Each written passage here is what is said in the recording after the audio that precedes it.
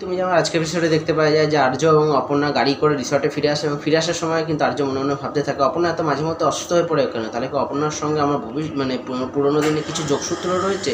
তারপরে রিসর্টে নামার পরে কিন্তু আর্য ওই সাইডে চলে যায় মীরাকে নিয়ে এবং তারপরে কিন্তু কিঙ্কর অপর্ণাকে ডাকে এবং বলতে থাকে তুমি হঠাৎ করে মাঝরাতে বেরিয়ে গেলে কেন। তখন অপর্ণা বলতে থাকে আমি কালকে রাতে একজন লোকের কথা শুনলাম এবং মাধবপুর নামটা শুনলাম, তার জন্য কিন্তু আমি বেরিয়ে পড়েছিলাম, কিছু নিজেকে ধরে রাখতে পারিনি।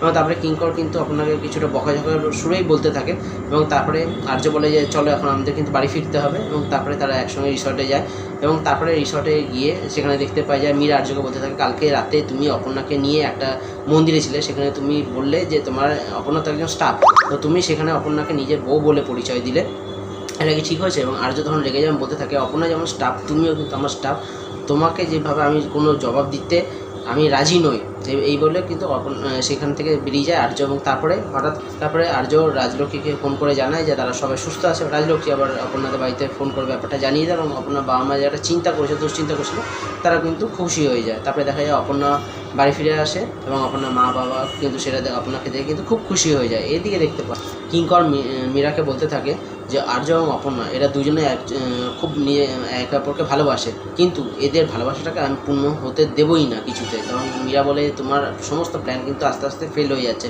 কারণ কিঙ্কর বলে এবারে আর কিন্তু প্ল্যান ফেল হবে না, ওদেরকে আমি কিছুতেই এক হতে দেবো না।